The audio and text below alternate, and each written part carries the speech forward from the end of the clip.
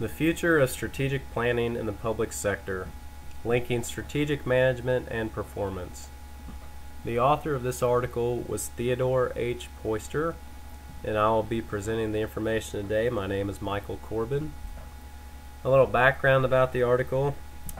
Theodore Poyster actually examines another author, John Vieg's predictions regarding the future of government planning, published in a book from 1942 called The Future of Government in the United States.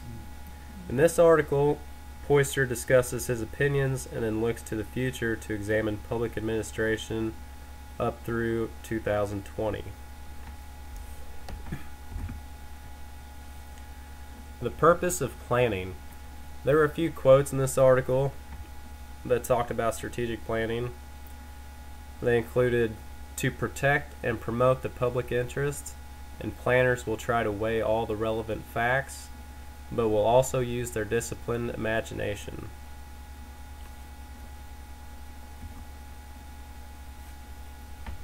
Strategic planning in the public sector. Strategic planning was virtually unheard of in 1980, but now it's almost everywhere in the public sector. The best strategic planning practices can bring about meaningful change, while others can fail to meet even minimal criteria, such as identifying outcomes and developing strategies. The Government Performance and Results Act of 1993 limited agencies' abilities to tailor strategic planning efforts to meet their own needs and situations. So this approach was like a one-size-fits-all approach, which we've learned through the last several weeks in class is not necessarily the best way to go about strategic planning efforts, since the aims and goals of strategic planning can be so different depending on the players involved and your entire planning purpose. So this one-size-fits-all approach was probably not the best thing to do for the future of strategic planning. Strategic planning defined. Strategic planning involves managers in thinking systematically about the following four aspects: the future of their organization, promoting learning and discussion about what is important, building commitment to strategic initiatives, and communicating direction to all involved parties.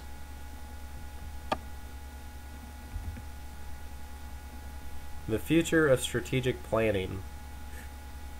Public agencies will need to advance past the current operations and programming of future activity based upon extrapolations of past trends, and look more at creative out-of-the-box thinking regarding future directions and realistic expectations involving emerging trends, issues, and forces that are beyond their control.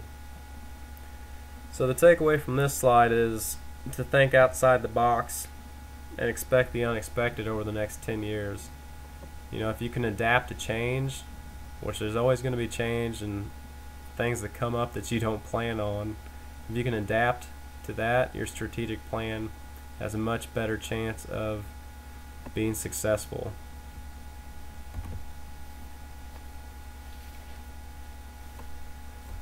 In this article, Poyster presents three fundamental changes that need to occur by the time 2020 rolls around for strategic planning purposes.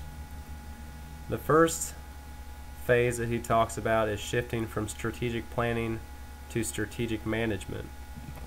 The second phase is moving from performance measurement to performance management. And the third phase is linking strategy and performance management more effectively. These will allow public agencies to focus attention on the most appropriate goals and to manage effectively to achieve those goals. The first phase that Poyster presents is moving from strategic planning to strategic management. Strategic management is concerned with ensuring that strategy is implemented effectively and encouraging strategic learning, thinking, and acting on an ongoing basis. The use of stakeholders, experts, and related organizations to help set up and evaluate plans would be very productive and necessary. A term that Poyster presents in this article is omnidirectional alignment, which refers to the notion of existing in every direction. Strategic management is largely a matter of utilizing and coordinating all the resources and venues at top management's disposal. And enforcing this type of omnidirectional alignment will benefit strategic planning efforts. Taking shape. Strategic management involves shaping, implementing, and managing an agency's strategic agenda on an ongoing basis and employing a purposeful, incremental approach to strategy formulation. The takeaway from this topic is to be able to evolve and evaluate the plan continuously even after implementation. As we mentioned earlier, things change, and if you can be able to adapt and take on that change, then your strategic planning effort is going to have that much better of a chance of success. The second phase that Poyster presents is a move from performance measurement to performance management. Performance measurement seems to be assumed to automatically lead to improved performance. However, actual performance management still appears to lag performance measurement activity. Slow to start. So to build on that performance management topic, grades from the 2008 Government Performance Project for generating appropriate information and using it to support decision making reflects the current state of performance management in practice. So this study took in account all 50 states in the United States based on how they were implementing their performance management. Only 6 of the 50 states received an A rating, while 20 states received a B rating, and the remaining 24 states, nearly half of all the states, received only a C or a D rating. So this information tells us that performance management is not being utilized very effectively, if at all.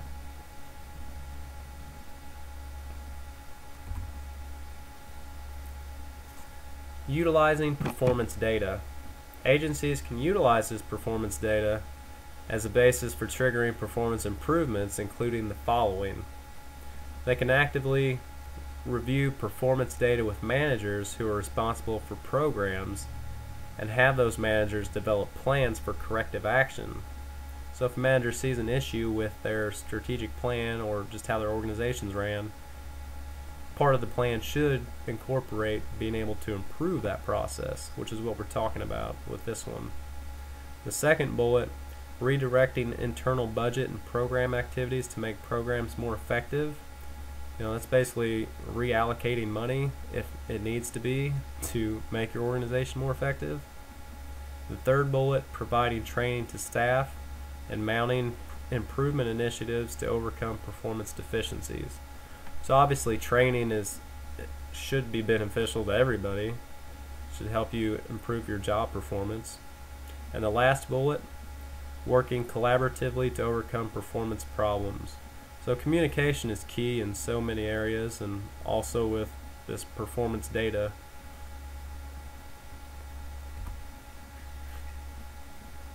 Communicate, communicate, communicate. Most importantly, public agencies can communicate their performance information to a wide range of external audiences. Working with these external audiences over the long run will help convince stakeholders that performance does matter, that they are committed to improving performance, and that they need support and cooperation in doing so. Meaningful performance management.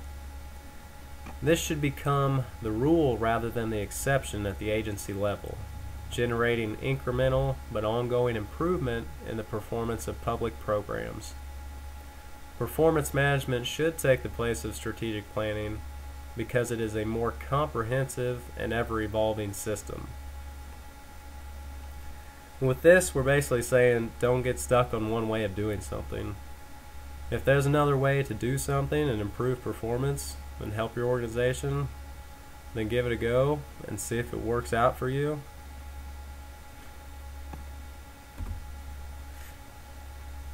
And the third phase that Poyster presents is integrating strategy and performance management. Performance management is the process of setting goals for an organization and managing effectively to achieve those goals and eventually bring about the desired outcomes. Whereas strategic management focuses on taking actions now to position the organization to move into the future, performance management is largely concerned with managing ongoing programs and operations at the present time. Links to success. In order for an agency to advance, comprehensive performance management at the operating level should occur. The operating level is where performance improvement is most likely to be generated. Without these links, strategic planning is much less effective. Performance management itself can sometimes enrich strategic planning by clarifying strategy and even helping to find strategy. And in that strategy, there can be short-term and long-term approaches. The short-term approach, when strategy concerns implementation of new programs or other initiatives, a project management approach may be more helpful.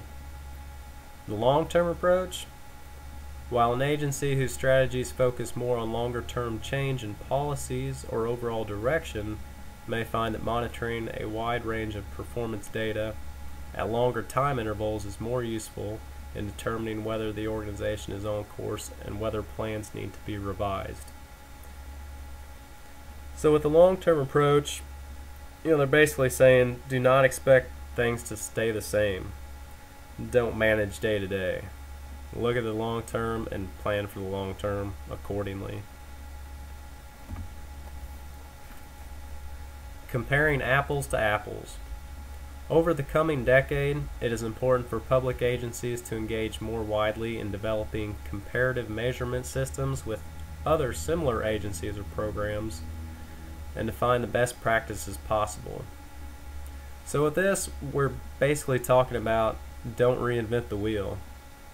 Well, if you don't have to start from scratch, if you can check with neighboring organizations to see if there's a practice or a measurement out there that's working for them, maybe your organization can adopt that and improve your own performance.